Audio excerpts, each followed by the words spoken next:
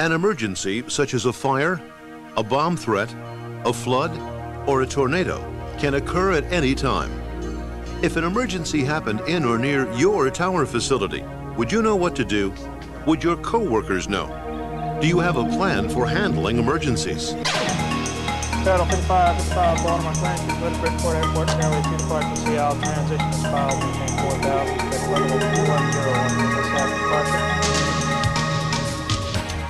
In this program, we'll talk about the written plans and procedures that you should have in place at your facility. These plans, required by OSHA, tell you what to do to get out of a tower in the event of an emergency, when to do it, and who is responsible for what. This is your workplace, but you must treat it similar to the conditions of your home. We're going to focus on what to do to develop an occupant emergency plan, or how to bring your present plan up to date. You'll need to identify who to call, Coming into a closed stairway, going down and the to stairs. specify how to get out of your tower and where to go once you're outside. Your plan should also cover actions during an emergency, what to do, when to call appropriate personnel, and how to check and report on the safety of your people after they have evacuated the tower. After an emergency, you'll need to evaluate the effectiveness of your plan. It's important to determine how well the plan worked and whether you need to make any changes to it. If smoking is permitted anywhere in your tower facility, your emergency plan should include procedures for regular inspection and cleanup of these areas.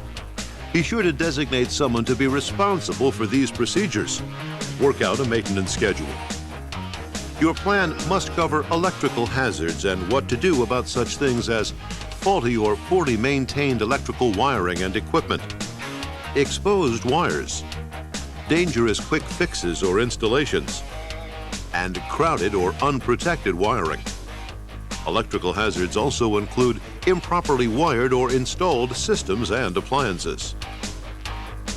Your plan should also address general housekeeping practices. Carelessness in this area may make an emergency more dangerous if people can't get through exit passageways. Include procedures for proper storage of any flammable products and for keeping traffic and fire equipment areas clear of obstructions at all times. You'll have no control over some other disaster situations that may require evacuation of your tower. Things like storms and severe weather, explosions, bomb threats or suspicious mail packages, or actions of terrorist or political groups. But your occupant emergency plan must also cover what to do in these kinds of emergencies. So, a plan is an idea of what to do, how to do it, and when to do it, thought out ahead of time. These ideas are then written down as procedures or guidelines for action. An Occupant Emergency Plan, or OEP, is designed to protect two things: people and property. It covers how to evacuate a facility in a fire or other emergency, and how to safeguard the equipment and the building. OEPs include bomb and incendiary device threat plans, which tell you how to handle telephone threats or delivered packages that may be suspicious, and disaster plans, which cover what to do in a natural disaster or hazardous materials emergency. Now, let's see what's really involved in developing an occupant emergency plan. The first step is to analyze two critical elements: the structure, which is your tower, and its occupants, your personnel. Let's begin with the tower. You should be very familiar with your particular facility, both inside and outside. Know the floor plan and the locations of all doors, stairways, and exits. Know where all installed fire protection equipment is, the type of extinguishers available, and who has been trained in their use. You should also know what kind of furnishings and equipment are inside your tower.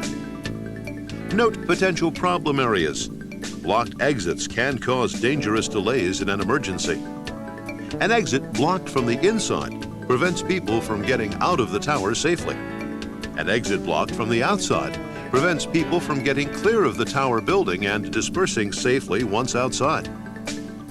Remember that air traffic control towers are unique in their design. They typically have only one way in and out at ground level.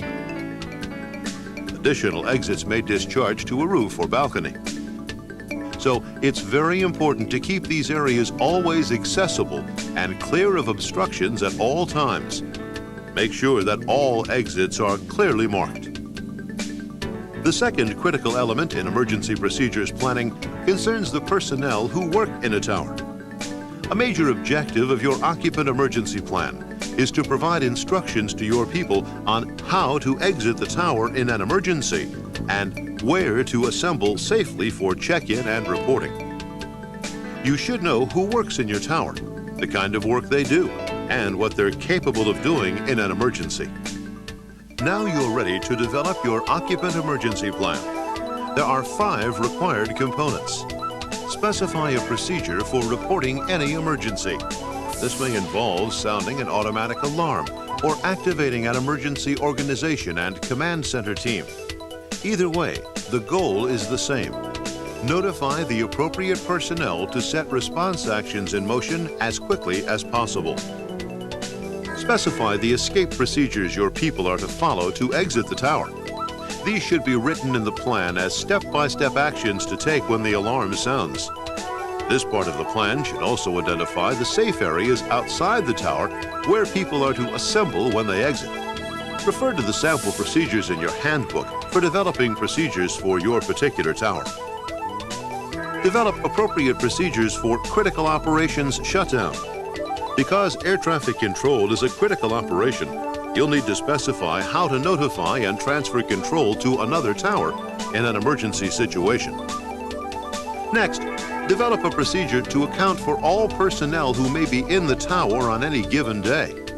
In an emergency, you must know who was working and who was visiting the tower that day. Everyone must be accounted for. Finally, identify all responsible persons. Designate an official with overall responsibility who will take charge in an emergency. This person will also supervise the development of the emergency procedures plan. Other designated positions may include an occupant emergency coordinator, a floor team coordinator, exit monitors, and a damage control team. If your occupant emergency plan contains all of these elements and you train your people to follow it, you'll meet the requirements for emergency preparedness. Be sure to use the information in your handbook to develop your plan. It contains helpful checklists and sample procedures you can use as guides. Although fire is the most common, your OEP can be applied in any emergency situation. Keep the plan posted in your tower so it will be available to everyone at all times. Be sure that people can quickly find the telephone numbers of the designated responsible persons and the local fire and rescue department. It's important to evaluate your emergency plan regularly and to update it as needed. Review it after every fire drill to assess how well your evacuation procedures worked. If you find any deficiencies, make changes promptly. Remember, a good plan answers the questions, who do I call? When do I call? How do I get out? What do I do? Where do I go? If you've got all those bases covered, you're in good shape. Once you've collected your information and developed procedures, keeping your plan current is easy. You may never have an emergency in your tower, but with this plan in place, you know you'll be well prepared.